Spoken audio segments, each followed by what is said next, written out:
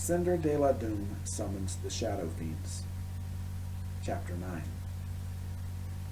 Cinder jumped off the hood and splashed into mud warmed by burst radiator hoses.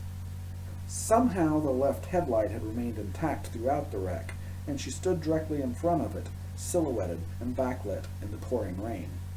With her body blocking most of the light, the Shadow Fiends charged, taking their skeletal bird forms as they dove toward the young girl, their cruel beaks already ripping at the air in anticipation.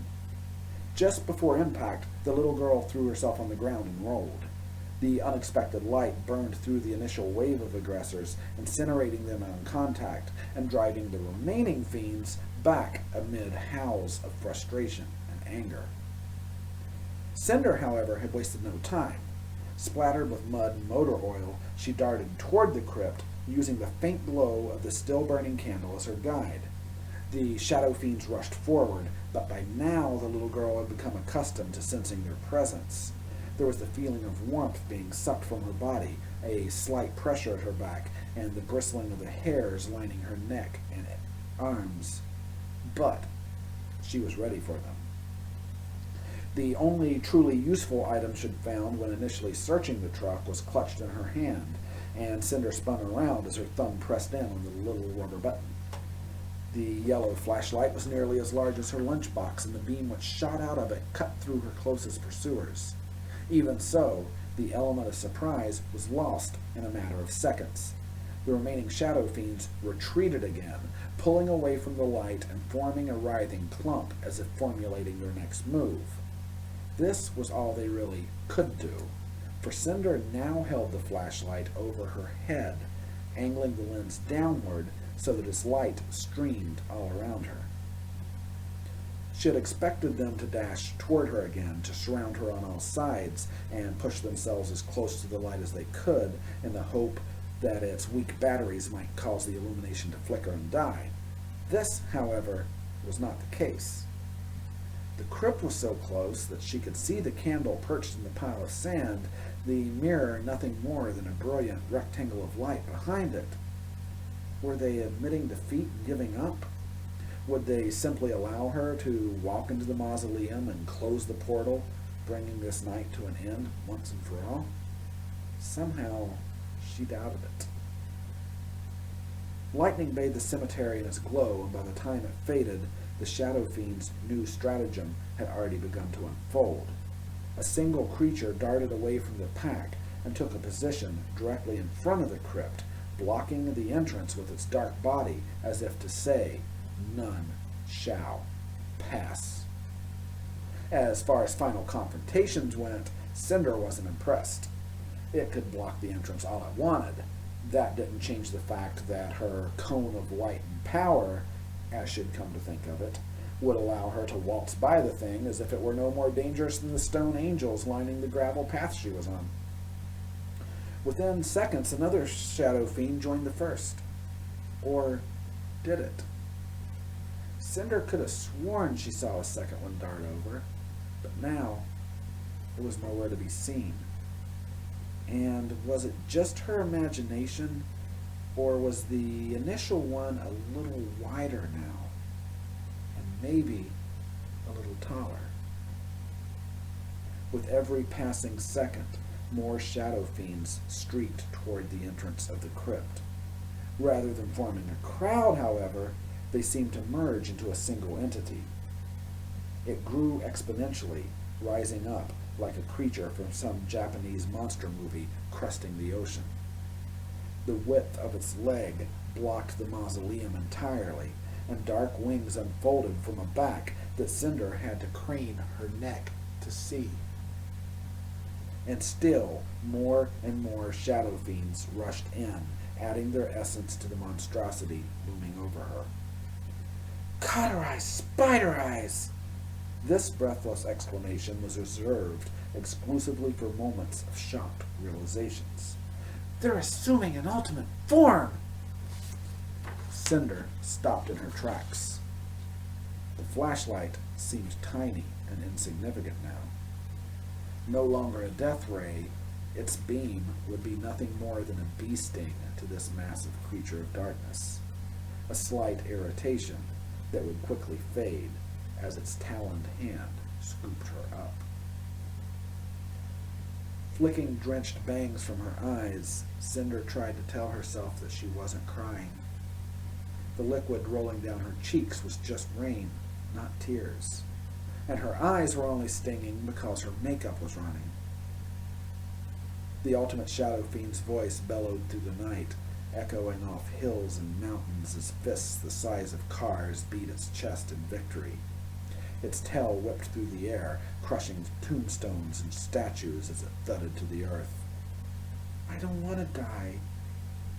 Should never get to reject the all-American traditions of homecoming and prom, would never mock cheerleaders in high school halls, or go to all the cool goth clubs in New York and L.A. like she'd always dreamed of.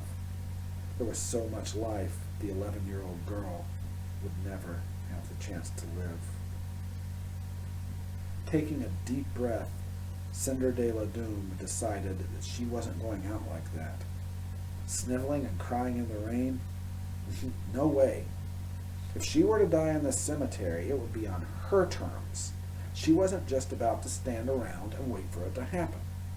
Flinging the flashlight to the side, the little girl threw back her head and released a battle cry that would have given the Mongol hordes pause. Her voice cracked and broke with strain as thunder rumbled, and the ultimate Shadow Fiend's hand shot toward her, ready to snatch her and throw her into its gaping maw.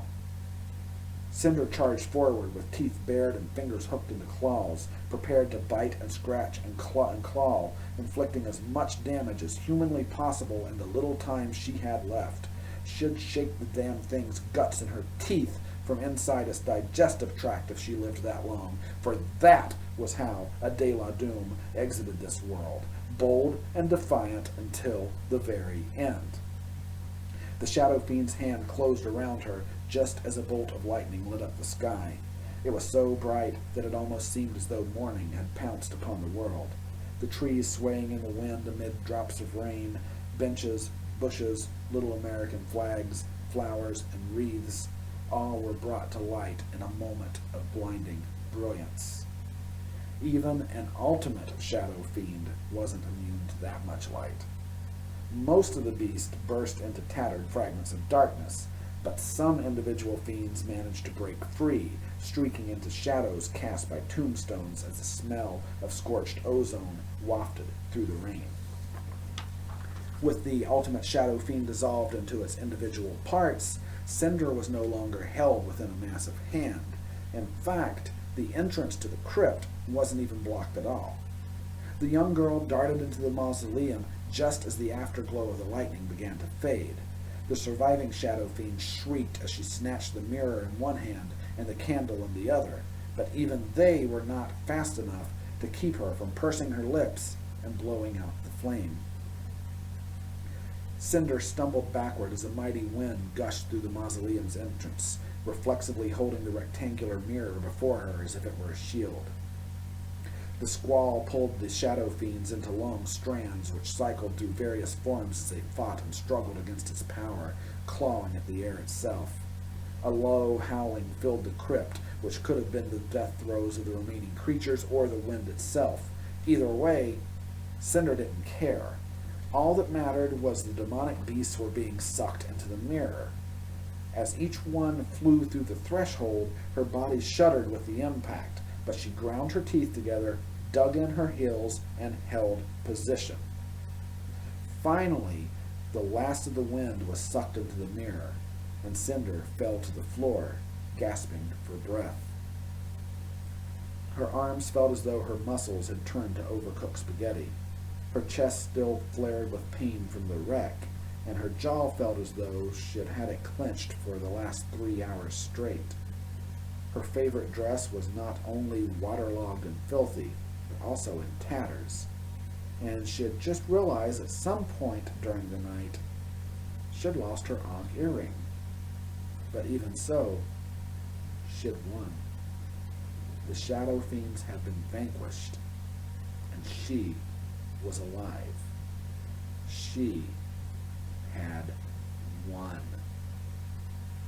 Surrounded by the bones of her ancestors, Cinder de la Doom giggled as she alternately clapped her hands and hugged herself. She lay in the crypt until the rain no longer pattered against the ground outside, until the horizon was warmed with the glow of the rising sun. Only then did the battered little girl collect her belongings and stagger out of the crypt. With the birds chirping in the trees, Cinder made her way through the graveyard with a single destination in mind. She vaguely recalled passing it when she had originally ran out of the cemetery, a freshly dug grave awaiting the next day's service.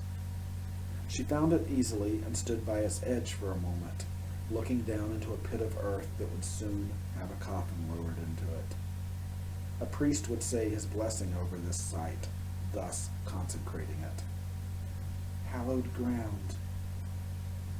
Without another thought, Cinder tossed her lunchbox into the hole and scooped handfuls of muddy dirt after it. Only once it had been completely covered and would no longer be viewable by those attending the burial did she walk away. She knew it was symbolic. Spirits exist in the spirit world, and Ouija boards could be picked up at just about any department store. In the games aisle, no less.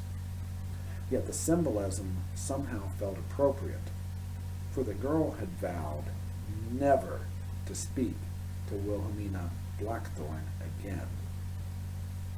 Though she had no way of knowing it at the time, this was a vow Cinder de la Doom was destined to break. But that, however, is another story for another time.